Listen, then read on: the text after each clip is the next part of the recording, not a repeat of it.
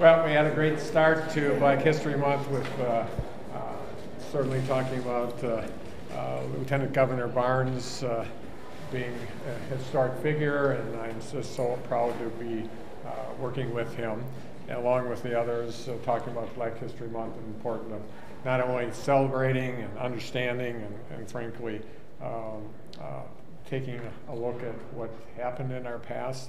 But we have to learn from history, and if we don't, we'll have failed as a state and a nation. So with that, I'd be glad to answer any questions you might have, unless you have a comment about Black History Month. No, thank you all for being here. Yeah, Governor Evers, about an hour ago, we received a comment from Foxconn that said that after discussions between Terry Go and President Trump, they're seeking to broaden their original investment beyond the original plans. Were you involved in those discussions, and also do you anticipate that means more jobs for the state? Well, it's difficult to predict, but I actually had a chance to talk to Louis Wu this morning before that announcement, and he indicated that Foxconn was again reiterating its commitment to this Generation 6 technology going forward. And so our goal as a state is to make sure that we continually monitor the progress and thinking that goes on, and to make sure that taxpayers are protected, the environment's protected, and that there's as much transparency as possible in this process. Governor, based on what you've seen and heard this week, do you feel confident that Foxconn is going to live up to what it announced it would do? Well, actually, from working directly with me, their message hasn't changed much recently. I mean, it's around this Generation 6 piece, and does that look different than it has in the past? Of course, and that's why it's really important for our administration, and we have developed a good relationships to make sure that we're kept informed of decisions that are being made because of their private business decisions, but making sure that they understand how important transparency is. This is a high-profile project, and to be consistent in their message. So I wasn't surprised by the conversation I had this morning with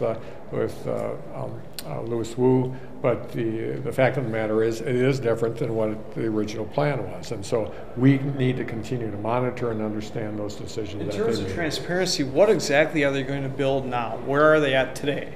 Well, from what I heard today when I talked, and also from the press conference, it looks like they're going to focus on the Generation 6 technology, which means several different plants. But it's clear, and this was made clear several weeks ago, that their focus on the large, the more expensive product is not going to happen in the near future. It's maybe in the significant future. So we're planning on continuing to monitoring. They've made commitments, and we're going to make sure that they live up to them. Does the state need to change anything that it's doing in response to, you mentioned what they're planning to build is not the same as what they had originally announced? Well, what the state has to do is, again, make sure that the taxpayers of the state of Wisconsin are protected and environmental standards are protected.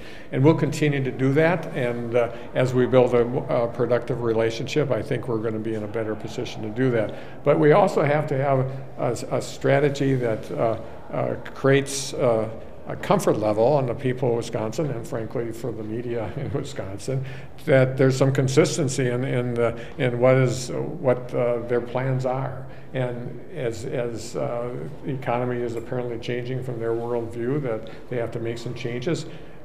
That's understandable, but we have to make sure that the transparency is there, and that's something that we believe is so important, and we'll continue to work on that. You spoke specifically about reviewing their air permits while you're on the campaign trail. Are you still planning to do that? Are there any permits that are going to need to be revised, any that do no longer apply given their changes? Yeah, for certain we'll continue to think about reviewing, and we will review those air standards. That's going to take some time, but again, those air standards were created based on previous expectations of what they were actually going to be doing. So that's something that likely will be in flux for a little bit till we see exactly what's written. But air standards have always been a concern, and as I said before, protecting the taxpayers, protecting the environment continues to be our top priority. Foxconn talked about creating 13,000 jobs. Do you believe that they'll hit that number? Do you think they will? It's likely not going to be tomorrow. I'll tell you that.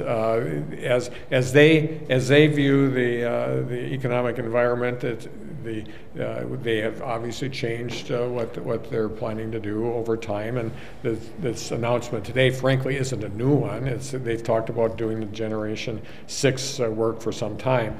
But I think that also means that the 13,000 is not going to happen tomorrow. Or we'll monitor it, and the good news is, as Republicans continue to tell us, that the jobs are contingent on getting tax credits. So there's some protections there, but there's no protection to.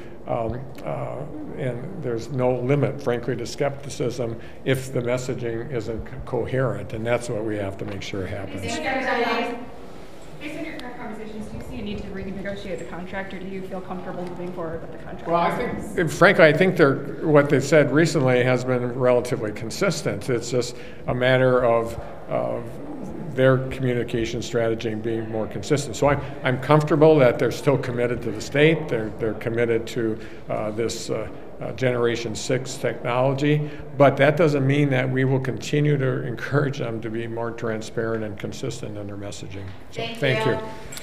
Yep, thanks.